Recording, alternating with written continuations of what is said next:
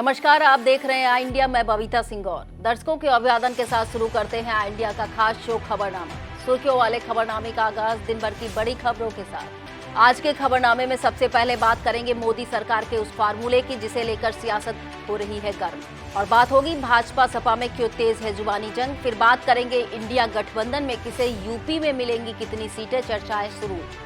और खबरनामे के अंत में बात करेंगे भारत के सूर्ययान आदित्य L1 ने अब किस बाधा को किया पार। लेकिन पहले नजर सुर्खियों पर। वन नेशन वन इलेक्शन की कमेटी घोषित होते हुए शुरू हुआ विवाद। AIMIM चीफ असदुद्दीन ओवैसी और किसान नेता राकेश सिंह टिकैत ने मोदी सरकार पर साधा निशाना। घोसी उपचुनाव को लेकर भाजपा सपा में आरोप प्रत्यारोप तेज। कांग्रेस संसदीय दल की अध्यक्षा सोनिया गांधी बीमार, अस्पताल में भर्ती। बढ़ रहा है शिक्षा मित्रों में आक्रोश, अक्टूबर में कर सकते हैं बड़ा धमाका। यूपी में जेल वार्डन के पद पर जल्द शुरू होगी भर्ती प्रक्रिया। सीतापुर शिक्षा संस्थान में 4 और 5 सितंबर को होगी रोजगार की बरसात। लखीमपुर का प्राथमिक विद्यालय लोहारीपुर बना best school of the week. खबरें प्रदेश से। खबरनामा में सबसे पहले बात करते हैं मोदी सरकार के मास्टर स्ट्रोक माने जा रहे वन नेशन वन इलेक्शन की। वन नेशन वन इलेक्शन का फार्मूला तय करने के लिए पूर्व राष्ट्रपति रामनाथ कोविंद की अध्यक्षता में समिति बनाई गई है। जारी नोटिफिकेशन के अनुसार इस समिति में 8 सदस्य शामिल किए गए हैं।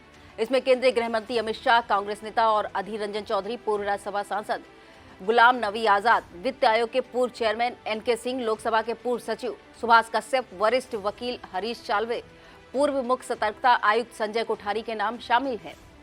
कमेटी के नाम सामने आते ही विवाद खड़ा हो गया है। कांग्रेस नेता अधीर रंजन चौधरी ने गृह मंत्री अमित शाह को पत्र लिखकर इस हाई लेवल कमेटी का सदस्य बनने से इनकार कर दिया है।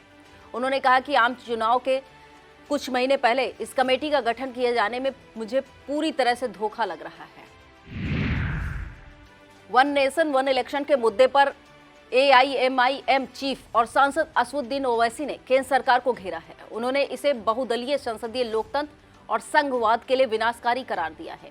AIMIM चीफ ने प्लेटफॉर्म X पर एक फोटो शेयर करते हुए लिखा कि उस समिति की नियुक्ति अधिसूचना है जो वन नेशन वन इलेक्शन के मामले को देखेगी। साफ है कि यह बस एक औपचारिकता है और सरकार पहले ही इस पर आगे बढ़ने का फैसला कर चुकी है। इसी के साथ ओवैसी ने पूर्व राष्ट्रपति को समिति का अध्यक्ष बनाए जाने पर सवाल खड़े करते हुए इसे उच्च पद का दर्जा कम करने जैसा बताया है। उन्होंने समिति के अन्य सदस्यों के नाम पर भी सवाल उठाए हैं। अपने बयानों से सुर्खियों में रहने वाले भारतीय किसान यूनियन नेता राकेश टिकैत ने भी वन नेशन वन इलेक्शन पर अपनी प्रतिक्रिया दी है। उन्होंने कहा कि इसमें राष्ट्रपति को ज्यादा पावर देंगे और जहां विपक्ष की सरकार होगी उसकी सरकार गिराएंगे। विपक्ष की सरकार 1 साल में गिराकर 4 साल राष्ट्रपति शासन लगाकर इस पर राज करेंगे। टिकैत ने कहा कि विपक्ष को मजबूत होना चाहिए, अगर विपक्ष कमजोर होगा तो तानाशाहों का जन्म होगा। अब बात यूपी की घोसी विधानसभा सीट पर हो रहे उपचुनाव की। घोसी विधानसभा सीट पर भाजपा के दारा सिंह चौहान और सपा के सुधाकर सिंह में सीधा मुकाबला है। दोनों दलों के बड़े नेताओं की प्रतिष्ठा दांव पर होने के कारण ज्यों-ज्यों मतदान की तारीख नजदीक आ रही है, नेताओं के बयान में तल्खी नजर आ रही है। एक दूसरे पर आरोप प्रत्यारोप का दौर काफी पहले से शुरू हो चुका है। एक बार फिर सपा मुखिया अखिलेश यादव और योगी सरकार के डिप्टी CM ब्रजेश पाठक आमने सामने हैं। मंगलवार को यहां पर होने वाले मतदान को लेकर अखिलेश यादव ने कहा कि वोटर किसी के दबाव में ना आकर मतदान करें और इसके लिए वह समूह में वोट कराएं। अगर कोई दबाव बनाए तो उसका वीडियो बनाकर कार्यकर्ताओं को भेजें। यही नहीं, अखिलेश यादव ने सपा कार्यकर्ताओं से कहा कि सिर्फ मतदान ही नहीं, इसके बाद भी 8 सितंबर को परिणाम आने तक चौकन्ना रहकर अपने मतों की चौकसी निगरानी करें और जीत का प्रमाण पत्र लेकर ही वापस आएं। उधर डिप्टी CM ब्रजेश पाठक ने आरोप लगाया है कि सपा प्रत्याशी के रिश्तेदारों द्वारा चौकी प्रभारी को धमकाया जा रहा है। सपा गुंडई अराजकता पर उतर आई है। सपा के DNA में अराजकता है। डिप्टी CM ने प्रेस वार्ता में कहा कि ओपागंज थाने में सिपाही की ओर से FIR दर्ज कराई गई है। एक वीडियो भी मिला है। भाजपा की ओर से इसे लेकर निर्वाचन आयोग में शिकायत की जाएगी।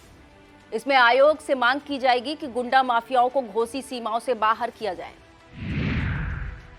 घोसी की जंग में यूपी के दूसरे डिप्टी सीएम केशव प्रसाद मौर्य की भी एंट्री हो गई है। डिप्टी सीएम ने कहा कि सपा में खलबली मची हुई है, नतीजा किसके पक्ष में आएगा यह तो मतगणना के बाद पता चलेगा, लेकिन आज मैं पूरे विश्वास के साथ कह सकता हूं कि घोसी की जनता भाजपा और उसके प्रत्याशी दारा सिंह चौहान के साथ है, जो बड़े अंतर से यह उपचुनाव जीत रहे हैं। उन्होंने कहा कि शुरू में सपा को लगा था कि वहां चुनाव में सफल हो जाएंगे, लेकिन चुनाव प्रचार में जनता ने देखा कि सपा को वोट देने का मतलब अपने वोट खराब करना है, जबकि भाजपा को वोट देना सुशासन और विकास को आमंत्रित करना है। इसके बाद से सपा में खलबली मची हुई है।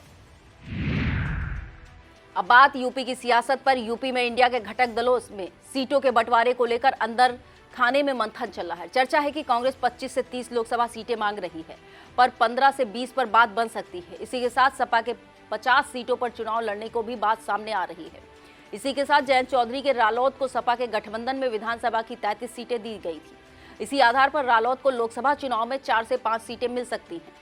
इसी के साथ 5 से 10 सीटें इंडिया के अन्य सहयोगी दलों से ली जा सकती हैं। खास रणनीति के तहत इंडिया गठबंधन पश्चिम में चंद्रशेखर आजाद की आजाद समाज पार्टी को भी 1-2 सीटों पर चुनाव लड़ा सकती है। इसी के साथ मौजूदा वक्त बिहार के सीएम नीतीश कुमार को पूर्वांचल में और टीएमसी को भी 1 सीट दिए जाने की चर्चा जोरों पर है। हालांकि सपा और कांग्रेस के बीच सीटों पर बंटवारा का कोई आसान काम नहीं होगा। यूपी फिलहाल कांग्रेस के पास केवल 1 सीट रायबरेली है। सपा ने 2019 के लोकसभा चुनाव में 5 सीटें जीती थी। इनमें से 2 सीटें आजमगढ़ और रामपुर उसने उपचुनाव में गंवा दी हैं। वर्तमान में सपा के पास केवल मैनपुरी, मुरादाबाद और संभल है।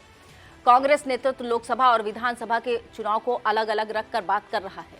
यहीं पर सीटों का बंटवारा होने में पेच फंसा हुआ है। अब बात कांग्रेस संसदीय दल की अध्यक्षा सोनिया गांधी की बीमारी पर। सोनिया गांधी को बीमार होने पर दिल्ली के सर गंगाराम अस्पताल में भर्ती कराया गया है। उनके करीबी सूत्रों के मुताबिक सोनिया गांधी को बुखार के लक्षण हैं। फिलहाल वह डॉक्टरों की गहन निगरानी में है। उनकी हालत स्थिर बनी हुई है। बता दें, सोनिया गांधी इससे पहले भी इस तरह की दिक्कतों का सामना कर चुकी हैं, जिसके बाद उनका इसी अस्पताल में इलाज किया गया था। 2 दिन पूर्व सोनिया गांधी इंडिया गठबंधन की मुंबई में बैठक में शामिल थी, जहां राहुल गांधी भी पहुंचे थे। अस्पताल की ओर से बुलेटिन जारी कर बताया गया है कि सोनिया गांधी के बुखार के कारण भर्ती किया गया है और उनकी हालत स्थिर है।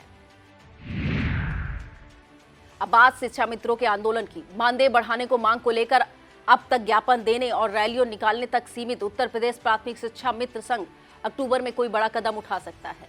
दरअसल शिक्षा मित्रों के गुस्से की वजह महज 10,000 रुपये महीने मानदेय दिया जाना है, जबकि उनसे कार्य शिक्षकों के समान लिया जाता है। सपा सरकार के दौरान शिक्षा मित्रों को शिक्षकों के समान वेतन मिलता था। 25 जुलाई 2017 को समायोजन निरस्त होने के बाद से 6 वर्षों से मानदेय सिर्फ 10,000 मिल रहा है। महंगाई के इस दौर में शिक्षा मित्र इस साल मानदेय को लेकर खासे परेशान नजर आ रहे हैं।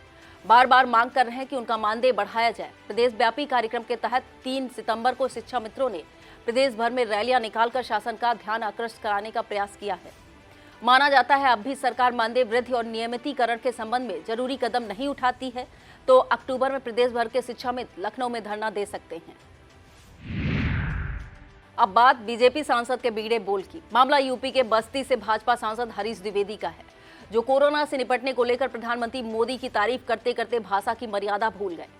कोरोना महामारी पर केंद्र सरकार का जमकर गुणगान करते हुए सांसद ने कह दिया कि 2014 से पहले महामारी आने पर हिंदुस्तान का प्रधानमंत्री दुनिया के सामने भीख मांगता था, लेकिन अब हिंदुस्तान 2014 से पहले का नहीं है। आज का प्रधानमंत्री एक गरीब का बेटा है। प्रधानमंत्री देश के लोगों को बचाना भी जानता है, खिलाना भी जानता है और दवा करना भी जानता है। सांसद 2014 के पहले वाले प्रधानमंत्रियों पर व्यंग करते हुए या भूल गए कि इससे पहले बीजेपी के भी प्रधानमंत्री रहे हैं। सांसद का यह बड़बोलापन सियासत के गलियारों में चर्चा का विषय बन गया है। अब बात पवन पुत्र हनुमान को लेकर संत महंतों के बीच छिड़े विवाद की। अयोध्या के संत और महंतों ने हनुमान जी को स्वामी सहजानंद का दास और भक्त दिखाने पर कड़ी नाराजगी जाहिर की है।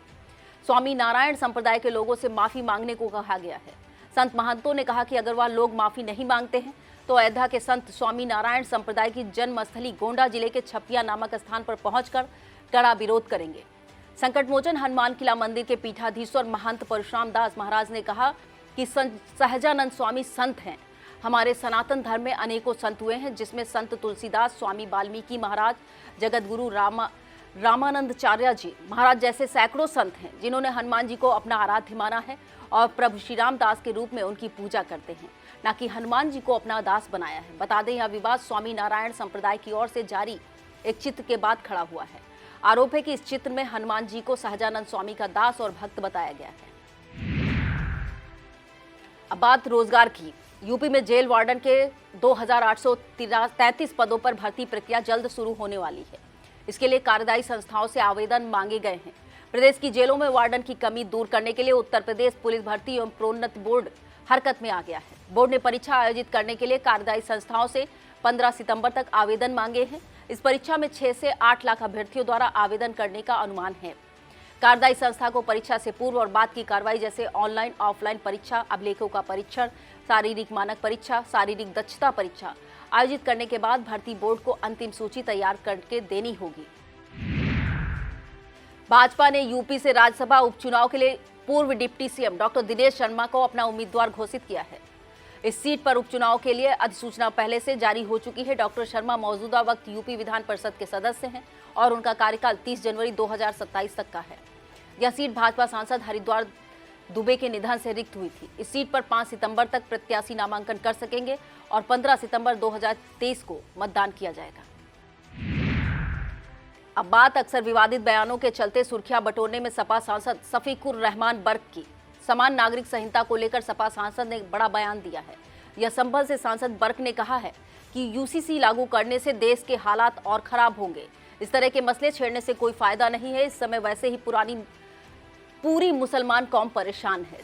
सबके अपने अपने धार्मिक रीति रिवाज हैं। सबको एक कानून मानने के लिए मजबूर क्यों किया जा रहा है। सांसद ने आरोप लगाया है कि सरकार को सिर्फ 2024 का चुनाव दिखाई दे रहा है, इसलिए यह लोग इस तरह के मुद्दे उछाल रहे हैं जिनसे देश की तरक्की का कोई लेना देना नहीं है। अब खबरें जनपद सीतापुर से। सीतापुर जिले की खबरों की शुरुआत एक बड़ी खबर से करते हैं। सीतापुर के रसेौरा स्थित सीतापुर शिक्षा संस्थान ग्रुप ऑफ इंस्टीट्यूशन परिसर में 4 और 5 सितंबर को 2 दिवसीय बृहद रोजगार मेले का आयोजन किया जाएगा। यह रोजगार मेला सीतापुर शिक्षा संस्थान, जिला सेवा योजन कार्यालय और कौशल विकास मिशन के संयुक्त तत्वाधान में आयोजित किया जाएगा। सीतापुर शिक्षा संस्थान सचिव डॉक्टर सुमल मल्होत्रा की ओर से इस बारे में जारी सूचना के अनुसार इस रोजगार मेले की समस्त सेवाएं निःशुल्क होंगी। इसमें 18 वर्ष से 40 वर्ष तक आयु और 10वीं 12वीं ITI डिप्लोमा, स्नातक और परास्नातक शैक्षिक योग्यता रखने वाले अभ्यर्थी शामिल हो सकेंगे, जिन्हें pharmacy, nursing, retail, banking, finance, security, hospitality, electronics, automobiles और इंश्योरेंस आदि बारे में नौकरी करने का अवसर प्राप्त होगा। इच्छुक अभ्यर्थी को अपना बायोडाटा, मार्कशीट, फोटो, पहचान पत्र, पासपोर्ट साइज फोटो सहित पहुंचना होगा। इसका समय दोनों दिन प्रातः 10 बजे से शाम 4 बजे तक रखा गया है। सीतापुर सदर विधायक और नगर विकास राज्य मंत्री राकेश राठौर गुरु इस कार्यक्रम में मुख्य अतिथि रहेंगे, जबकि यह कार्यक्रम जिलाधिकारी अनुज सिंह, CDO अक्षत वर्मा और जिला रोजगार सहायता अधिकारी अमित कुमार के निर्देशन में आयोजित किया जाएगा। वक्त हो चला है एक छोटे से ब्रेक का। अब देखते रहिए खबरनामा। BS एजुकेशनल महाविद्यालय लखनऊ विश्वविद्यालय से संबद्ध छात्र छात्राओं के लिए उत्कृष्ट शिक्षण संस्थान BA, MA, BCom, MBA व अन्य कोर्सेज के लिए आज ही संपर्क करें। खैराबाद, बिस्वा रोड, पकरिया, सीतापुर। सत्र 2023-24 के लिए प्रवेश प्रारंभ। अब बात प्राथमिक शिक्षक संघ के आंदोलन की। प्राथमिक शिक्षक संघ के प्रदेश अध्यक्ष दिनेश चंद्र शर्मा के आह्वान पर 4 सितंबर को सीतापुर प्राथमिक शिक्षक संघ द्वारा BSA कार्यालय पर विशाल धरने का आयोजन किया जाएगा। इस प्रदेश व्यापी धरने को लेकर रविवार को जिला अध्यक्ष रविंद्र दीक्षित द्वारा संगठन की बैठक का आयोजन कर इस कार्यक्रम की रूपरेखा पर विचार विमर्श किया गया है। इस दौरान जिला अध्यक्ष ने संगठन के सभी ब्लॉक अध्यक्ष और मंत्रियों को निर्देशित किया कि 4 सितंबर को सभी ब्लॉक के शिक्षक शिक्षिकाएं एक दिन का आकस्मिक अवकाश लेकर सुबह 10 बजे सीतापुर के BSA कार्यालय पर उपस्थित हों। बैठक में जिला अध्यक्ष ने बताया कि इस धरने के बाद संगठन की 18 सूत्री मांगों को लेकर एक ज्ञापन BSA के माध्यम से शासन को भेजा जाएगा। बैठक को जिला मंत्री सुबोध तिवारी और कोषाध्यक्ष नवीन श्रीवास्तव ने भी संबोधित किया। इस दौरान संगठन के जिला मंत्री प्रभारी विवेक पंडित, जिला संगठन मंत्री प्रदीप वर्मा और खैराबाद ब्लॉक अध्यक्ष पवन कुमार सिंह सहित जिला और ब्लॉक स्तरीय तमाम पदाधिकारी मौजूद रहे। सीतापुर का सनातन ब्राह्मण समाज शुभ विवाह और उपनयन संस्कार आयोजित करेगा। इसकी तैयारी को लेकर रविवार को नगर के श्यामनाथ रोड स्थित विशंभर नारायण इंटर कॉलेज में एक बैठक का आयोजन किया गया। इसमें जिला अध्यक्ष दिनेश चंद्र मिश्र ने बताया कि संगठन की ओर से यह आयोजन पूर्व से होता आ रहा है। इस बार यह आयोजन 26 जनवरी 2024 को तरीनपुर के रामलीला मैदान स्थित शगुन गेस्ट हाउस में किया जाएगा। महामंत्री अजय मिश्र ने बैठक में बताया कि इस वर्ष यह कार्यक्रम बृहद स्तर पर किया जाएगा, जिसकी सभी तैयारियां पूरी हो चुकी। इसी कड़ी में प्रेमलता वाजपेयी को आयोजन का स्वागताध्यक्ष बनाया गया है। इस बैठक में विशंभर तिवारी, शिव प्रकाश त्रिपाठी, हरशंकर मिश्रा, नैमिष रतन तिवारी, वेद प्रकाश त्रिपाठी, पंकज पांडे, शशिकला मिश्रा, उमा देवी, पार्वती मिश्रा तथा डॉक्टर धनंजय तिवारी आदि मौजूद रहे। जिला शिक्षा और प्रशिक्षण संस्थान खैराबाद में आयोजित एक दिवसीय संगोष्ठी में जिले से 35 शिक्षक शिक्षिकाओं ने प्रतिभाग किया। सभी ने पर्यावरण एवं सतत विकास विषय पर अपने विचार और सुझाव रखे। ब्लैक एलिया संविलियन विद्यालय शहादत नगर की शिक्षिका प्राची सिंह चौहान को प्रथम स्थान मिला। बीओ एलिया संजय कुमार व शिक्षकों ने उपलब्धि के लिए प्राची सिंह चौहान को बधाई दी। निर्णायक मंडल में डाइट प्रवक्ता मोनिका गौतम, मीनाक्षी वर्मा, एचकेएम की प्रोफेसर श्रेया वर्मा शामिल रही। ब्लॉक कसमंडा क्षेत्र की ग्राम पंचायत पतारा कला क्षेत्र के प्राचीन गणेश रामताल आश्रम पर आयोजित रामचरित मानस पाठ का समापन कन्या भोज भंडारे के साथ हुआ। यह आयोजन शिव भक्तों की तरफ से पवित्र श्रावण महीने में कराया गया। लगातार 2 महीने तक श्री रामचरित मानस का पाठ होता रहा। हवन पूजन पंडित उमेश कुमार मिश्र ने संपन्न कराया। इस मौके पर डॉक्टर अभय कुमार पांडे, कृपा शंकर पाल, मुकेश पांडे, अमर सिंह, सुनीत सिंह, रजनीश पांडे, प्रताप यादव, अमन निगम, अश्विनी मिश्रा, हरिशंकर निगम, आदर्श विश्वकर्मा, शंभू तिवारी आदि मौजूद रहे। विधानसभा क्षेत्र बिस्वा की ग्राम पंचायत पैदापुर मजरा जनुआ के प्राचीन शिव मंदिर पर पहुंचकर बिस्वा से पूर्व विधायक महेंद्र प्रताप सिंह यादव ने आशीर्वाद लिया। उन्होंने भंडारे का प्रसाद भी ग्रहण किया। पूर्व विधायक 7 दिवसीय श्रीमद भागवत कथा के समापन पर शिव मंदिर पहुंचे। इस मौके पर जित्तू सिंह, चंद्रभाल गौतम, होली राम यादव, नागेंद्र सिंह, आलोक गुप्ता, विनय सिंह मौजूद रहे। ब्लॉक कसमंडा क्षेत्र की आदर्श ग्राम पंचायत पतारा कला जाने वाले मार्ग पर गंदगी व जल भराव है, जिससे ग्रामीणों को आवागमन में कई दिक्कतें हो रही हैं। संक्रामक बीमारियों के फैलने के कारण खतरा अलग से बना हुआ है। इस ग्राम पंचायत को सीतापुर से भाजपा सांसद राजेश वर्मा ने गोद ले रखा है। ग्रामीणों का कहना है कि सांसद द्वारा गोद लिए जाने के बाद भी गांव तक पहुंचने का ना तो मार्ग सही है और न ही गांव में नालियों का निर्माण कराया गया है। इतना ही नहीं, यह ग्राम पंचायत ब्लॉक मुख्यालय से मात्र 1 किलोमीटर की दूरी पर भी है।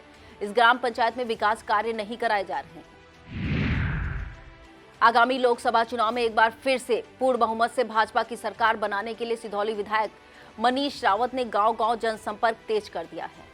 विधायक ने रविवार को विधानसभा क्षेत्र के कई गांवों में जनसंपर्क किया और जन चौपाल के माध्यम से केंद्र और प्रदेश की सरकार की जन कल्याणकारी योजनाओं की जानकारी दी। इस मौके पर चंद्रभाल सिंह, संजय, अंकु, सत्येंद्र, अंकित, संजय शुक्ला, दीपू जायसवाल आदि मौजूद रहे। सीतापुर में सैकड़ों शिक्षा मित्रों ने रविवार को रैली निकालकर प्रदर्शन किया। शिक्षा मित्रों ने मानदेय बढ़ाए जाने की मांग भी उठाई है और अपनी बात सरकार तक पहुंचाने के लिए मिश्रिक विधायक रामकृष्ण भार्गव से भी मिले। सभी ने एक स्वर से कहा कि उन्हें समान कार्य का समान वेतन दिया जाना चाहिए। महंगाई के दौर में शिक्षा मित्र न्यूनतम 10,000 रुपए मानदेय पर काम कर रहे हैं। इतने में परिवार का भरण पोषण किस तरह हो पा रहा है, यह शिक्षा मित्र ही जानते हैं। शिक्षा मित्रों के मुताबिक उन्हें वर्ष 2017 से सिर्फ 10,000 रुपए प्रतिमाह मिल रहे हैं। उनका चयन वर्ष 2001 में हुआ था। उस समय 2,250 रुपए से शुरुआत हुई थी। उसके बाद कुछ समय के लिए उन्हें शिक्षकों के बराबर वेतन दिया गया, लेकिन मामला कोर्ट में जाने के बाद 2017 से उन्हें केवल 10,000 रुपए मानदेय ही दिया जा रहा है। उत्तर प्रदेश प्राथमिक शिक्षा मित्र संघ के जिला अध्यक्ष बनवारी लाल गौतम के नेतृत्व में शिक्षा मित्रों ने हुकार भरी है। इस मौके पर राम सेवक पाल, रूपचंद, राकेश कुमार वर्मा, दीपक कुमार, कमला देवी, रामसागर, विजयनाथ, अजय कुमार सिंह, गंगादीन वर्मा, प्रेमावती देवी, किरण तिवारी, सुनीता देवी, कंचन लता, गुड्डी देवी, शरला देवी, सुरेंद्र वर्मा, रामप्रसाद, सत्यप्रकाश, राजेश कुमार सहित तमाम शिक्षा मित्र मौजूद रहे।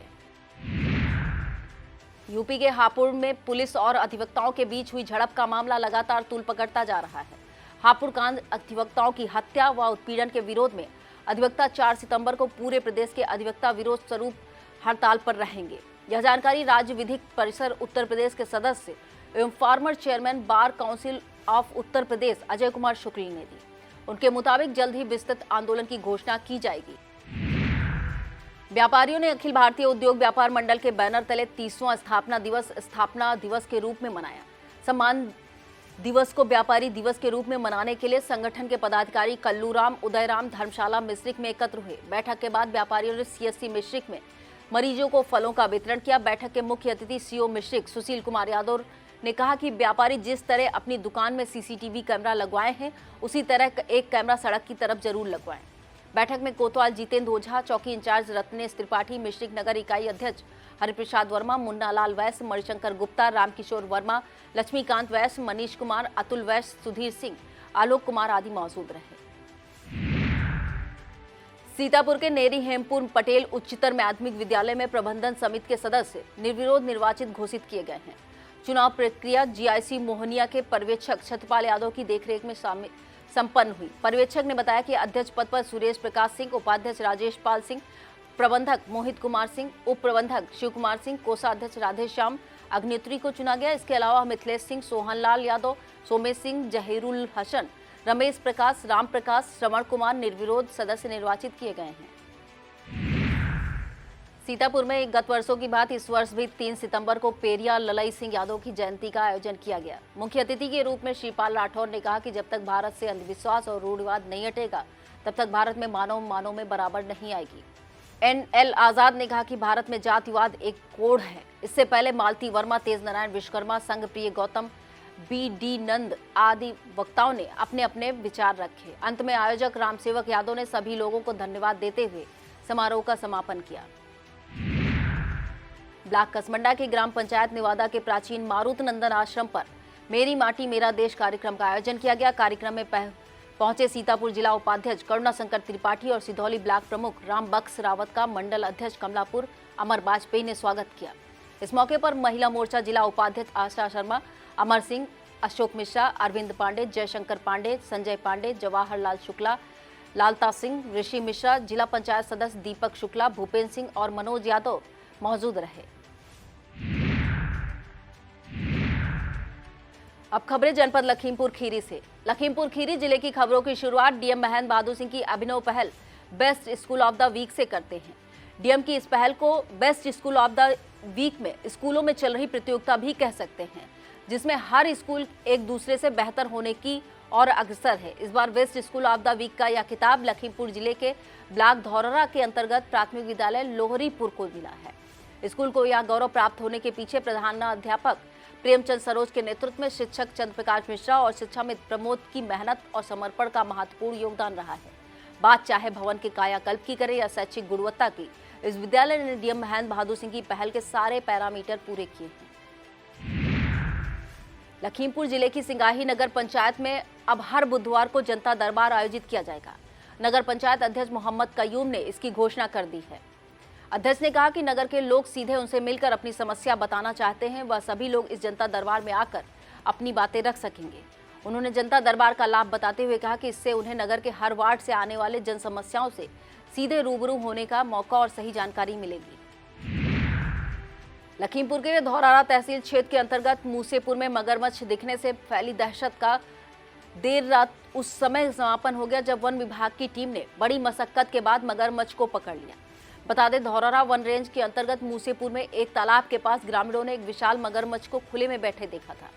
अफरा तफरी मच गई। शनिवार देर रात करीब 10 बजे ग्रामीणों ने इसकी सूचना खमरिया थाना अध्यक्ष अजय राय को दी, जिसके बाद उन्होंने क्षेत्रीय वन रेंजर NK चतुर्वेदी से संपर्क कर विभागीय टीम भेजने के लिए कहा। इसके बाद वन रक्षक उत्तम पांडे, अंबुज मिश्रा, राजेश दीक्षित, वन दरोगा किशन लाल, वॉचर देशराज, विजय और संदीप की टीम मौके पर पहुंची, जिसने मगरमच्छ को पकड़कर जालिम नगर पुल पर सरयू नदी में छोड़ दिया है। खबरनामे के अंत में बात होगी भारत को गर्व से भर देने वाली सूर्य मिशन की चंद्रयान की सफल उड़ान के बाद अब भारत ने सूर्य की ओर उड़ान भर दी है। भारतीय अंतरिक्ष अनुसंधान संगठन यानी इसरो ने भारत के सूर्ययान आदित्य L1 को लेकर बड़ी जानकारी दी है। इसरो ने कहा है कि सफल प्रक्षेपण के बाद आदित्य L1 ने पहली बार अपनी कक्षा बदली है। अब वह पृथ्वी से 22,459 किलोमीटर दूर है। इसे सूर्य की ओर से पहली छलांग भी कहा जा सकता है। बता दें, श्रीहरिकोटा स्थित सतीश धवन अंतरिक्ष केंद्र से 2 सितंबर को भारतीय सूर्य मिशन के तहत आदित्य L1 को प्रक्षेपण किया गया है, जो लॉन्चिंग के 63 मिनट और कुछ सेकंड के बाद ही पृथ्वी की कक्षा में सफलतापूर्वक स्थापित हो गया था। 16 दिनों के दौरान यह 5 बार अपनी कक्षा बदलेगा। कक्षा बदलने का काम उपग्रह के थ्रस्टर में फायर करके किया गया है। अगला फायर 5 सितंबर को किया जाएगा और 16 दिन पूरे होने पर यह सूर्य की ओर प्रस्थान कर जाएगा। इसरो के मुताबिक आदित्य L1 4 महीने में 15 लाख किलोमीटर की दूरी तय कर लैग्रेंज पॉइंट 1 तक पहुंच जाएगा। यह ऐसा बिंदु जहां सूर्य और पृथ्वी का गुरुत्वाकर्षण बराबर हो जाता है। फिर किसी ऑब्जेक्ट को वहां पर ठहरने के लिए ज्यादा ऊर्जा नहीं लगानी पड़ती है। यह था आज का खबरनामा। आप देखते रहिए इंडिया। मुझे दीजिए इजाजत। नमस्कार।